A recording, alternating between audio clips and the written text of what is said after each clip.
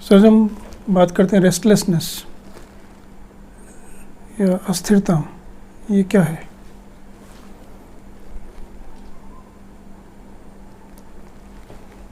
अस्थिरता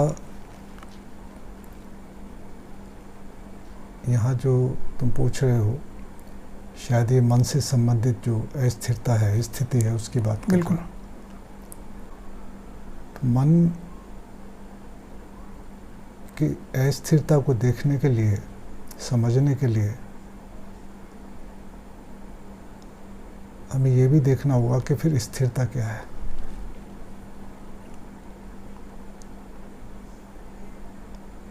तो ये अस्थिरता क्या है और इसके कारण क्या है।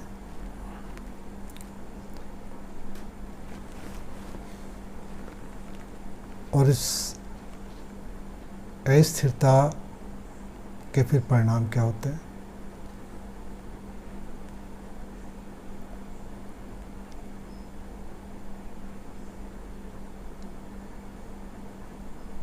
अब यहाँ जब हम अस्थिरता और स्थिरता की मन की बात करते हैं तो इसको हम ऐसे समझ सकते हैं, एक उदाहरण से, कि जैसे एक तालाब है कोई,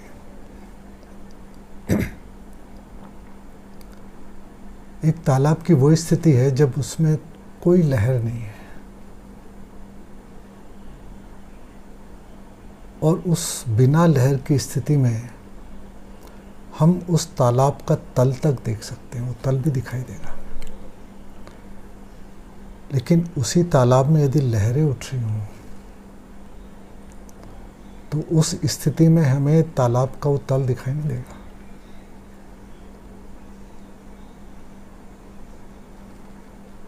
तो मन की जिस अस्थिरता की हम बात कर रहे हैं, ये जो लहरें हैं, जैसे तालाब में लहरें हैं, ऐसे मन में जो उठ रही है लहरें हैं, यही अस्थिरता है मन की। और बिल्कुल लहर विहीन जो तालाब है, जल है उसका, ये स्थिर मन है। अब अस्थिरता कैसे आती है, क्यों आती है? अब तालाब को देखो, तालाब में तुम एक किंकर फेंको तो एक किंकर फेंकने मात्र से ही वहाँ पहले एक लहर उठेगी और एक लहर के पीछे दूसरी लहर, दूसरे के पीछे तीसरी, और लहरों का एक सिलसिला शुरू हो जाएगा। यही हमारे मन की स्थिति है। मन में कोई एक विचार, संकल्प, विकल्प उठता है और बस मन में वो लहरों का उठना आरंभ हो गया। अब ये संकल्प, विकल्प अनेक हमारी कामनाओं के रूप में हो सकते हैं। इच्छाएं, कामनाएं, संकल्प, विकल्प, प्रतिक्रियाएं। तो ये सब इन लहरों या मन की इस अस्थिरता के कारण है।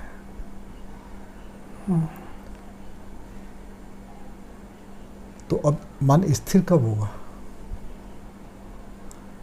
स्थिर उस स्थिति में होगा जब इस मन रूपी तालाब में ये कामनाएं, इच्छाएं, संकल्प, विकल्प, प्रतिक्रियाएं, ये लहरें जब नहीं होंगी, इनसे मुक्त जब मन होगा, वो मन की स्थिरता की स्थिति है।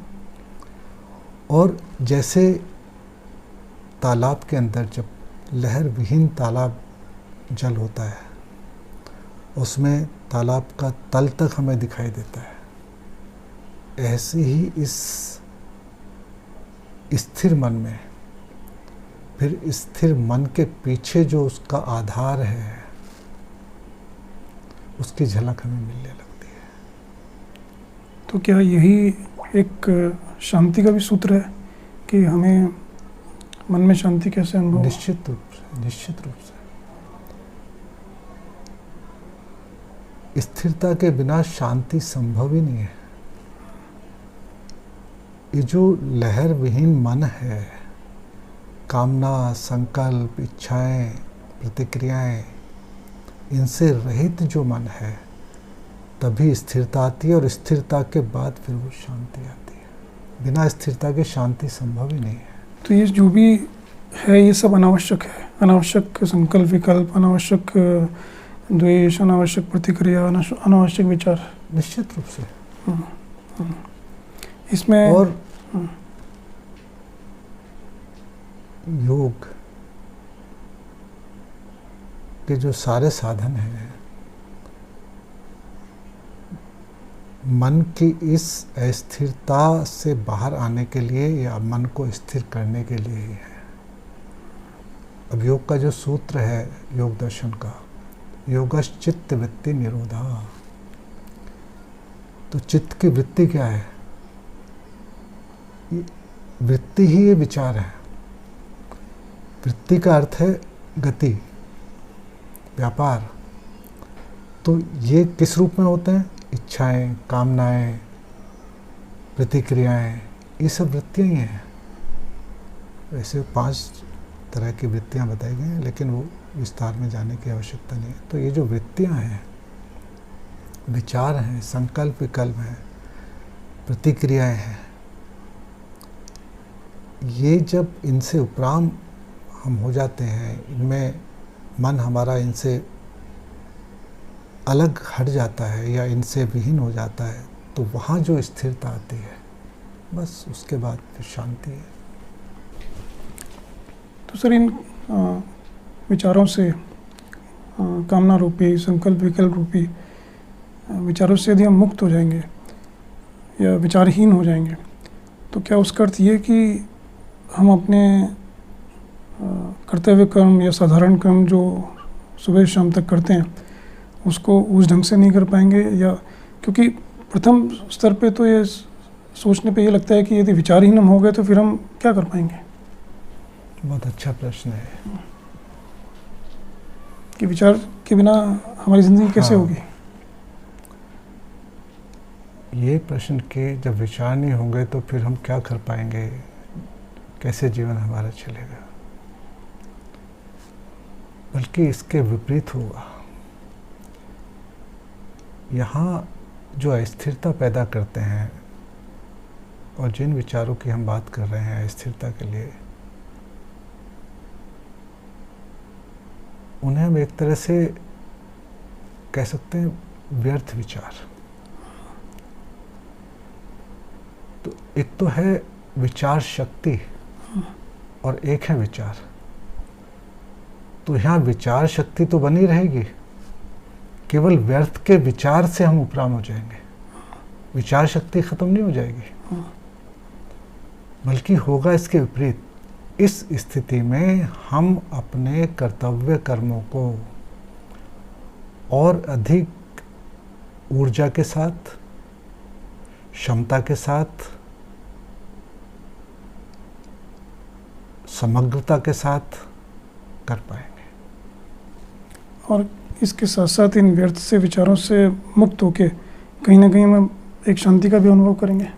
बिल्कुल, जैसा अभी कहा था कि वहाँ स्थिरता होगी, एकाग्रता होगी, शांति होगी, और इस सब के कारण जो ऊर्जा और क्षमता मिलेगी वो हमारे जो आवश्यक कर्तव्य से संबंधित जो भी कार्य हैं, कर्म हैं, उनको और अधिक ऊर्जा देगी, समग्रता देगी। तो क्या ये व्यर्थ विचार या स्थिरता, मानसिक अस्थिरता कहीं ना कहीं हमारे अंदर धीरे धीरे एक गहरा उद्वेग खड़ा करती जाती है और हमारे ऊर्जा हनन का भी कारण बनती है, लेकिन हम ज़िंदगी में इसको कभी अनुभव नहीं कर पाते? हाँ, ऐसा ही है। क्योंकि जो कुछ भी घट रहा होता है, इसे सामान्य व्यक्ति एक सामान्य स्थिति समझ के उसमें जी रहा होता है। उसे लगता है ये सामान्य स्थिति और इससे अलग कुछ हो नहीं सकता।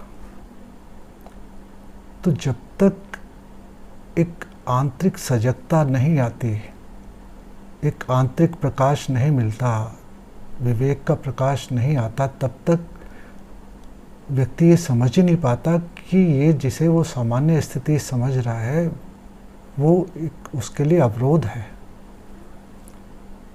और जैसे ये सजगता आती है,